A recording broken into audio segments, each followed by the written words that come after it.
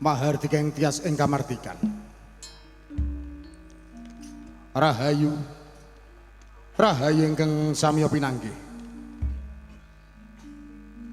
Nugroho miwasih wilasan Gusti mugi tansah kasarira dumateng kita sami. Ngaturi sugeng dalu.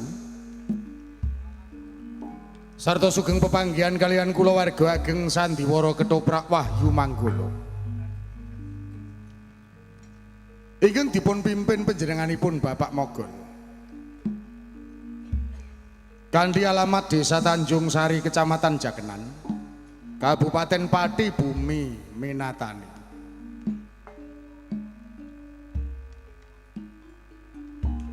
Sasampunipun panjenengan sami kasugata tari gambyong minangka purwakaning pagelaran ing dalu punika.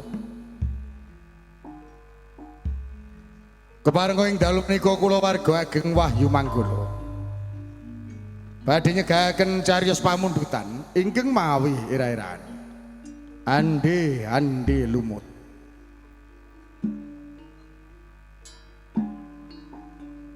Dalang sarta pendapuk katindahaken Raka Mas Anom Suharyanto. Asisten sutradara dipun tindahaken Dimas Eko Pranoto. Pangeprak katindahaken Bapak Suhardi Wondene Pranoto Pakliran. Dipun tindahaken Dimas Suyono Sakonco. Tata dekorasi katindahaken Bapak Sutarto ingkang dipun biyantu anak Mas Alek Rasmijan. Teknis tata lampu katindahaken Dimas Budiono Batak. Lighting katindahaken Dimas Ladu Aldiansah. Wontene pangrengga busana katindahaken Dimas Agus Wijanarko.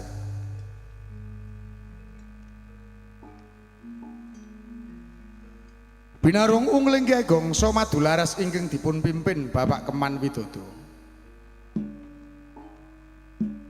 Kanthi pangliing Swarawati utawi Pesinden dipun tindahaken Ibu Sri Murtiningsih saha Ibu Suparyana.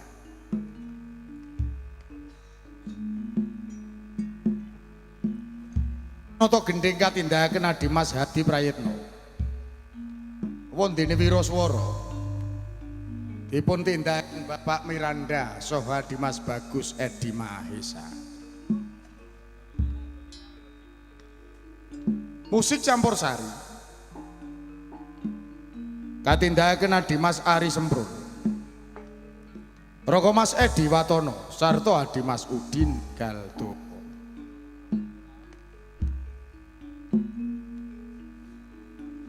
Pagelaran Sandiwara Ketoprak Wahyu Manggala dipun sengkuyung WM Audio. Ingkang dipun pangarsani Raka Mas Gentong Kawa-kawa.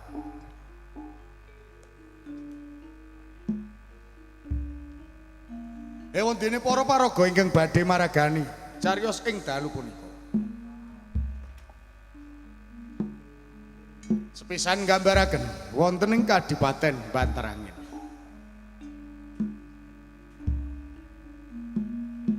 Adipati Klono Sewandon dipun paragani Dimas Begu Kuwiyanto.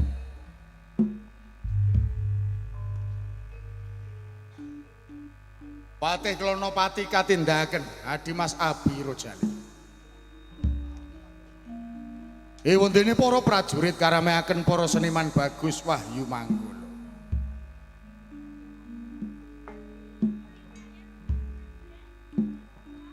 Salajengipun nggambaraken wonten ing Kraton Jenggala.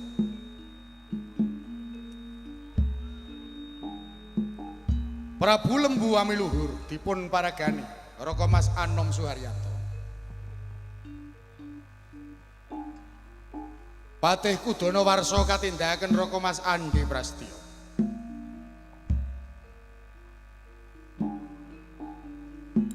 Panji Kartolo katindahaken Dimas Bagong Sutrisno. Panji Asmara Bangun dipun paragani Raka Mas Agus Plompong.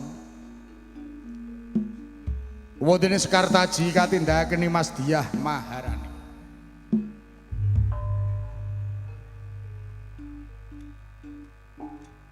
Bathara Narada katindakaken Adimas Bagus Suyanto.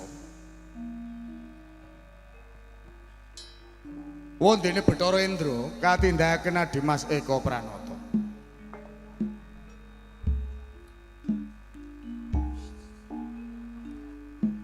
Salajengipun wonten ing Desa Ndadapan.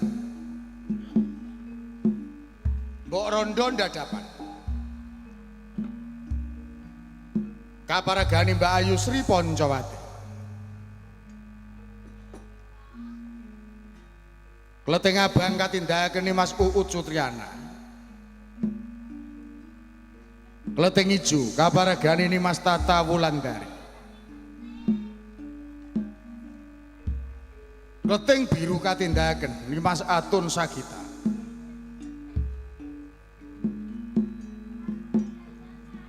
Klething ungu katindakaken Mas Mutiara. Klething coklat katindakaken Bapak Mogol. Klething putih kaparagane Adimas Rokim Sanjaya. Wondene klething ganyong kaparagani dening Cak Sendor.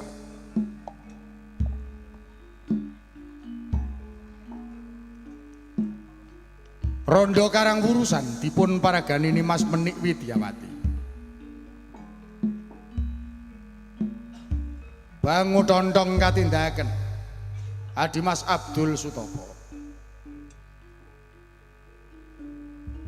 Yuyu Kangkang dipun paragani Bapak Begek Ari Warsito.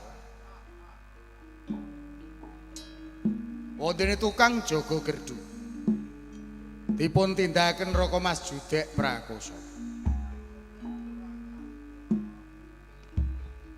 Repat utawi dagelan ingkang badhe nglipur manah panjenengan sami. Katindakaken trio pelawak Wahyu Manggolo. Cak Sendor Adimas Rokim sarta Bapak Mogol. Mban katindakaken siji Arum Somplak kabiyantu sesowak Indah Kalola. Mekaten kula wau para kadang budaya Sutrisno. Mengga para paraga ingkang badhe maragani cariyos ing dalu punika. Kita sagutrah kula warga ageng Wahyu Manggolo. Namung ngaturi sugeng lenggah. Sarta sugeng amriksaning ngantos titi purnaning pagelaran. Dun.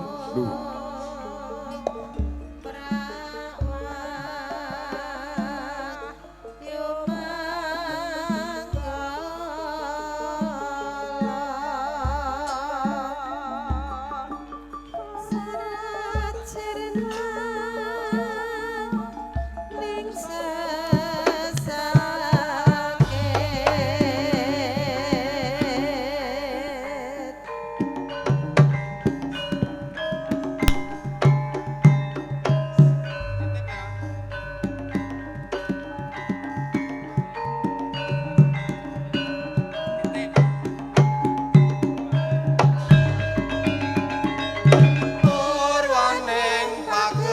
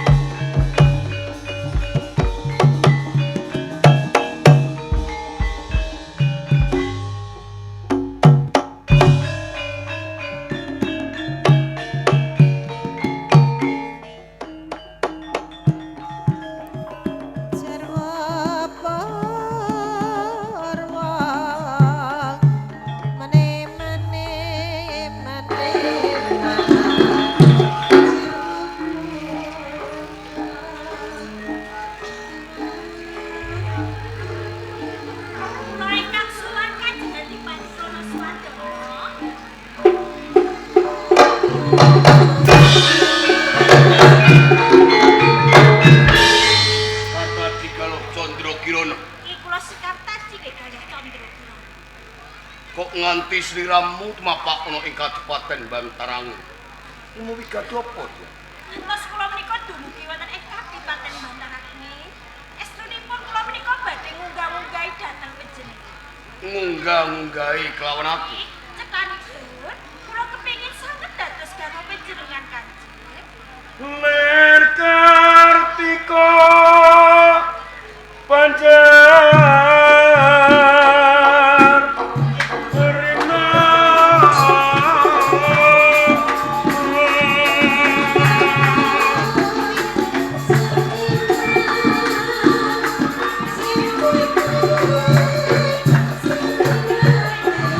Sing badhe menika Krisna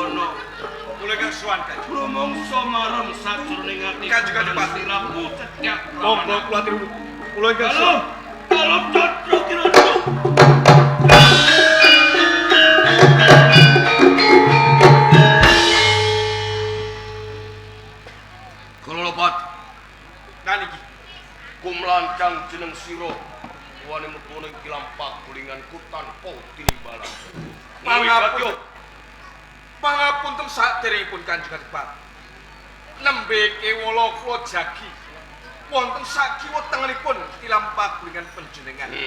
Kadadak kula mireng swanten gero-gero sareng kula caketi jebul malah panjenengan. Gero-gero iki kula padu. Yen mangsaku aku iki ora gero-gero. Malah kapara lagi wae nandang Cang Asmara kelawan Galuh Candra Kirana. Dheweke temekana ing Kadipaten Bantarangin munggah-munggahi kelawan aku nganti ana ing kilam pagulingan dumadakan ana jeneng sira kan ganggu nganti kalau Candra Kirana isin ngerti kowe Kanjeng Adipati.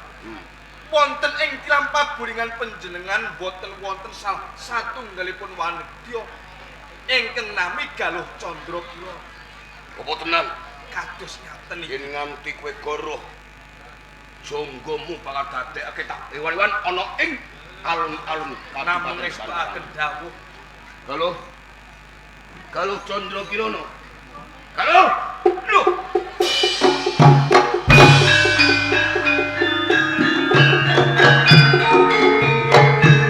Yen ngono mau aku ngipit.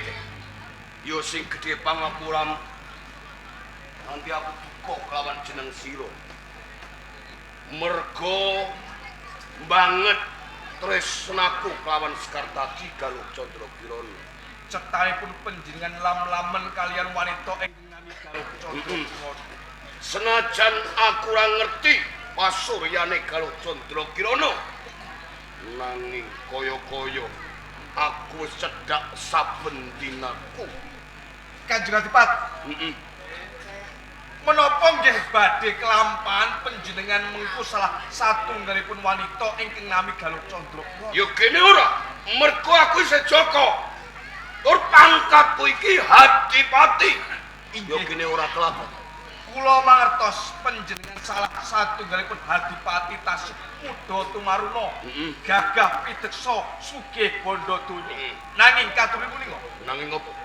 ingkang nami Galuh Candra Kirana menika putri saking Kediri. Sakmenika sampun kawengku dening priya nggih Panji Asmara Bangun satriya saking Jenggala Kanjeng Adipati. Apa bener kang cekandam Nggih menapa boten? yen Galuh Candra Kirana saiki wis duweni garwa Panji Asmara Bangun saka Praja Jenggala. Kados mekaten awit pakabaran ingkang kula tampi menika boten sisih babat pisan. Ngono Pati. Niki Wening banget tresnaku kelawan Galuh Candra Kirana. Senajan Galuh Candra Kirana kae wis duweni garwa, ning ora apa-apa. kersa panjenengan Sapa kang dadi pepalangku? Aja mung menungso. Dewa murun ana ing Arcapada ora bakal gaweku tresna kelawan Galuh Candra Kirana iki tak cabarke. Mula yen mengkone aku kelakon duweni Galuh Candra Kirana, kuncara ana ing Kadipaten Bantarangin. Mula dina iki cepak ubo rampen lan ngiriten kabeh prajurit ana ing Kadipaten Bantarangin derekne aku nglamar Galuh Candra Kirana ana ing Praja Jenggala. saya adreng sangat panjenengan kepengin garwa anake Galuh Candra Kirana. Kula namung ngestakaken dawuh panjenengan Kanjeng Adipati. Siagake kabeh prajurit. Monggo kula dherekaken.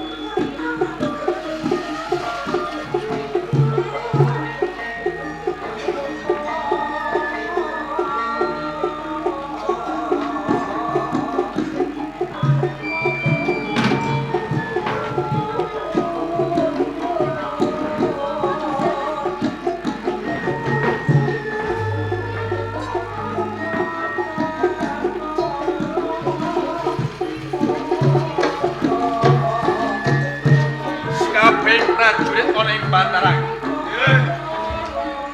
Mesti wae tuwuh tandha pitakon sakjroning atimu. Durung titiwanci ning olah bela raga. Kowe kabeh tak kumpulake ana ing sak tenging alun-alun. Mergo lagi wae aku nampa dawuh saka kesane Kanjeng Hadipati.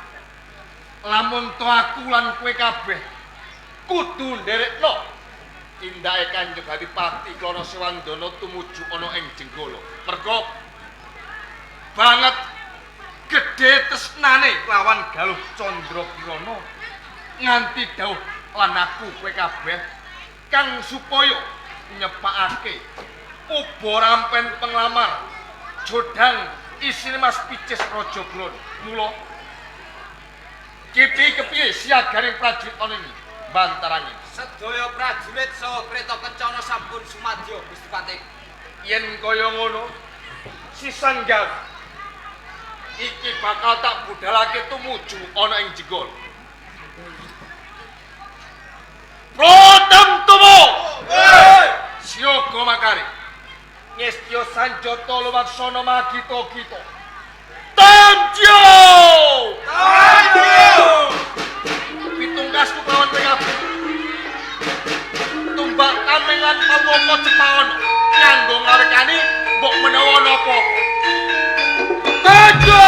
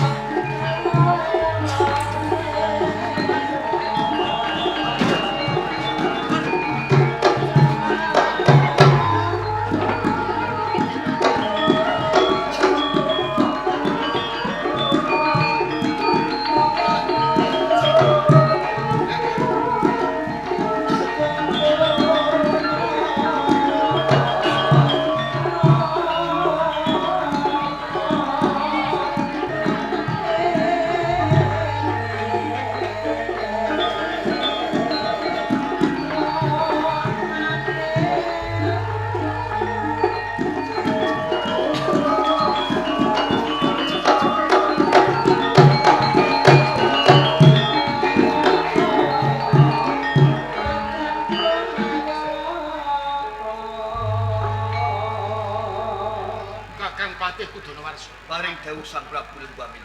Apa kanthi Basuki sowane ana ing pendhek? pikantuk bergaso pangestu dalem sowan kula kalih ing sak kara-kara. Namung sugeng kula mugi konjuk.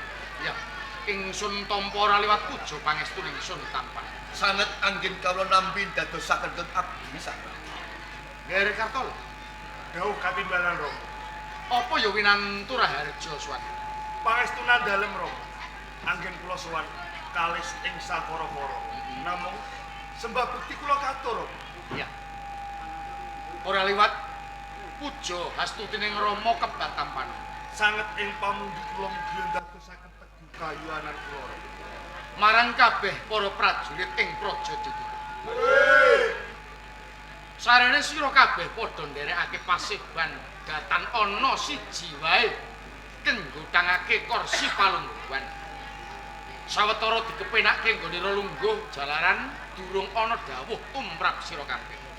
Estu aku dawuh. Bali marang sira Kakang Patih Kudonawarsa. Iki kados pundi Sang Prabu? Selak ora sranta jroning penggaling ingsun. Daya-daya pengen midhangetake pengkabaran. Palapurane Kakang Patih Kudonawarsa ngenani tata tentreming praja Jenggala. Mara age diaturake. Kepareng abdi dalem mujuk atur.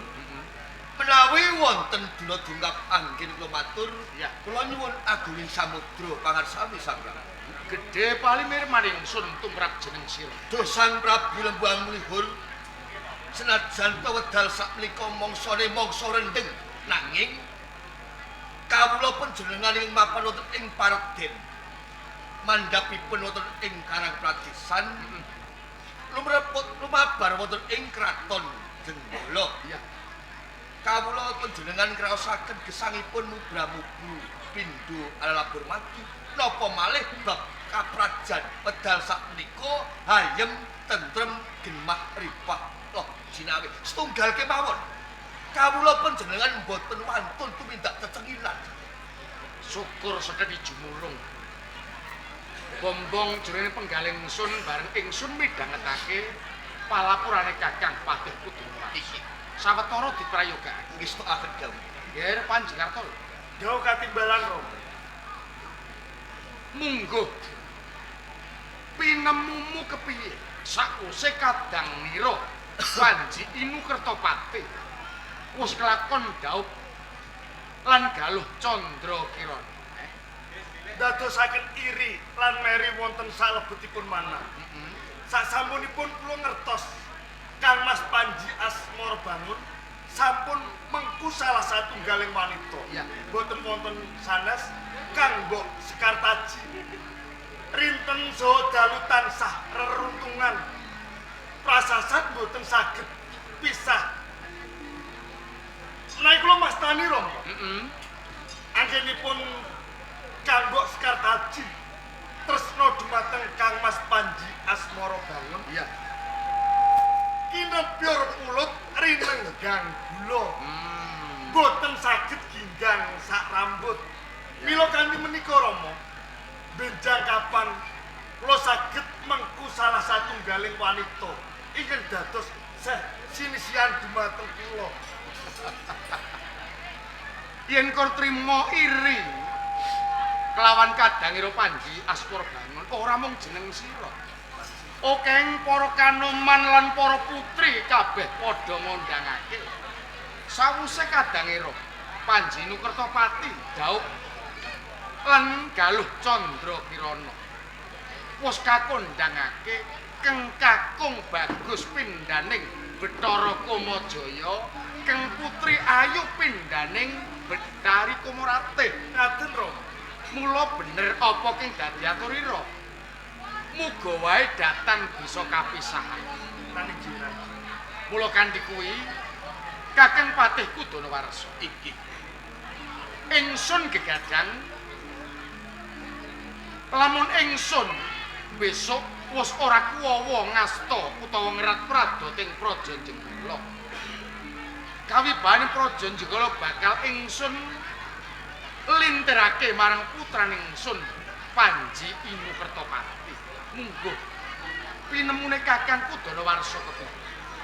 Menawi kula pribadi condong sanget kalamun Sang Prabu Lembang Mlihur sampun mopo anggenipun ngasta pangayoman wonten ing Praja Jenggala kang patut lan pas pancen ingkang putra Panji Bangun inggih Panji Inu Kertopati. Jeneng sira rek ora mere to, Ger, Kartolo. Babar pisan mboten malah kapara Rama. Kula jemurung sanget. Mbok bilih Kang Mas Panji Asmara Bangun lintir kawidawan panjenengan.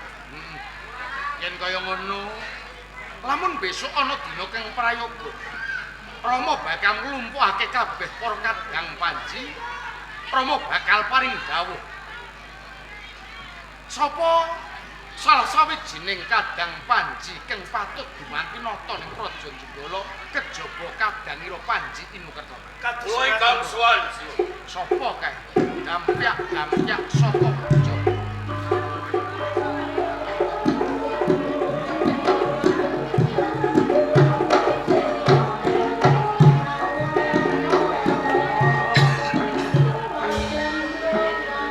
Kakangku Dalawarsa Paring dawuh Sak Prabu.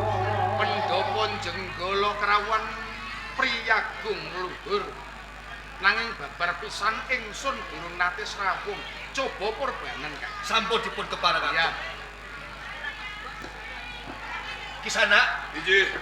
jeneng kula tambuh kalian dika mboten nyatanipun kula mboten manah. Paring asma sinten pingking saking pundi mengkuwi gatos menapa ndika piyak saguling pranayaka kenembe sumebuh wonten ing Praja Jenggala. Dipun tepungke nampi kula Klono Sewandana, Klono Sewandana, Bupati pangkat kula Bantar Angin negari kula. lajeng wigatosipun Bir pinanggih sesembahan wonten ing Praja Jenggala. kados ngaten menawi ngaten dipun sekacakaken lan dipun wegah. Inggih. Sang Prabu, Kakangku Dalawarsa kuwi. tamu kala wau apangkat bupati saking Bantar Angin paring asma Klono Sewandana. Ancasipun munggah wonten ing pendapi badhe lawan rembakanipun jenengan dalem. Oh, kaya ngono mendho sawetara. Kisana Hadipati saka Bantarangin, Inggih. Klono Sewandana Klono Sewandana. kepengin ketemu lan pangarsa Praja Jenggala. Inggih. Ora ana loro mung sawiji ingsun pribadi. Panjenengan pengayoman wonten ing Praja Jenggala. Iya. Niki tewas kaleresan. Heeh. Kula saged pinanggih sesembahan wonten ing Praja Jenggala. Banjur wigatine apa nganti kraya-raya saka Kadipaten Bantarangin tumuju ning Praja Jenggala kepengin pinanggih lan panjenengan ingsun. Namung nyocokaken kabar. Napa leres panjenengan menika kagungan putra mantu Galuh Candrakirana. Ya, ora luput. Malah kepara nyata pancen Galuh Candrakirana iki dina wis kawengku dening putraning ingsun Panji Inu Kertopati. Pancen Galuh Candrakirana menika putra mantu panjenengan. Ngantos kula menika temapak wonten ing Praja Jenggala. Kula menika badhe nglamar Galuh Candrakirana.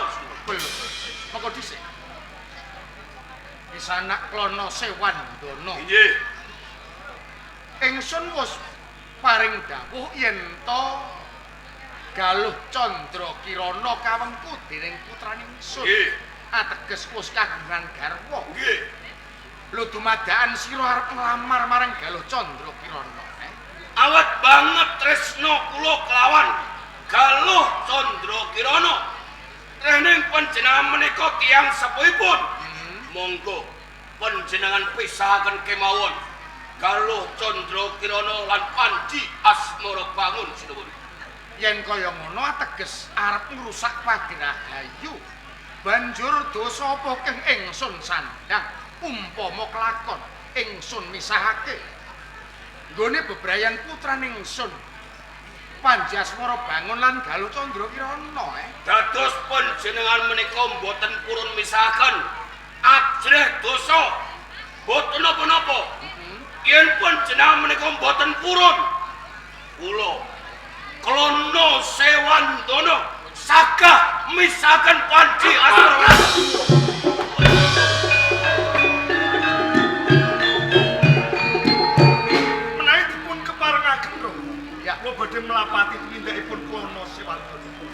prayoga malah kapara ngiripta bergandaring prajurit. Panglamar saka Bantarangin mesti ora kaijinan. Balekke. Tambahin pangestu. Ya. Ayo prajurit barengan lawan aku.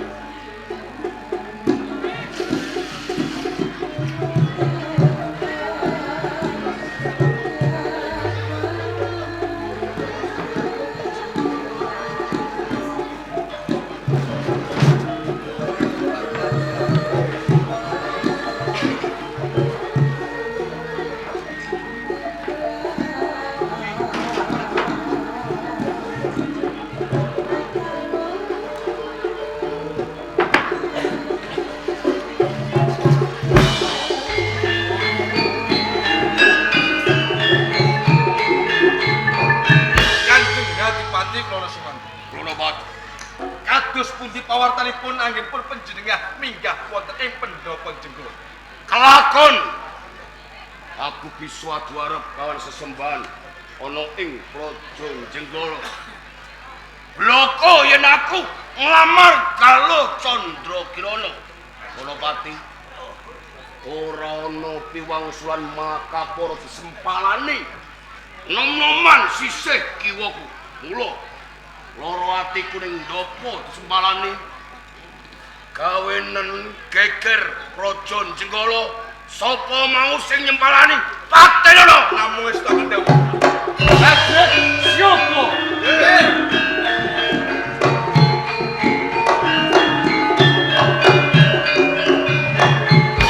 Apa geger abaris petis kaporo nyandek marang lakuku ing ujub.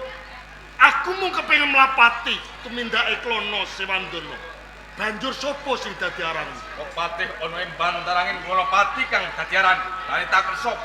Diwanake aku Panji Kartolo. Panjikarta.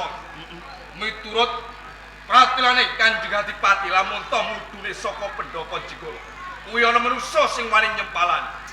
Ora ana loro mung sawiji aku. Pas lantrep lamun to sembahanmu tak sempalani mergo apa? Tumindake Tinggasro. Kaporo kepengin nglamar kelawan Kang Mbok Sekartaji. Mongko Kang Mbok Sekartaji wis kawangku dening Kang Mas Panji Asmara Bangun. Tak jaluk kelawan kowe. Bali ana ing negaramu matur kelawan sembahanmu aja nganti mbacut. Tresna kelawan Kang Mbok Sekartaji. Sumpahe Kanjeng Adipati kudu bisa mboyohi Galuh Candrakirana. Kaping pindhone timbang Galuh Candrakirana ora dilungake Jenggala bakal Bakal tak balik.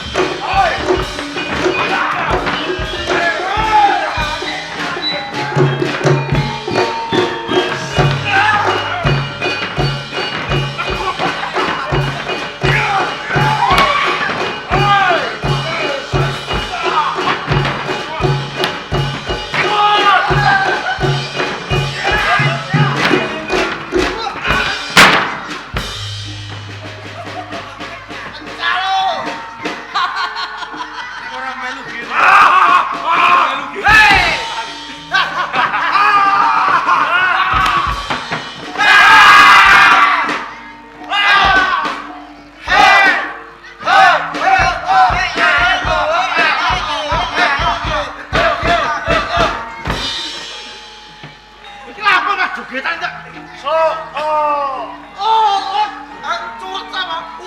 Melo. Melo mana?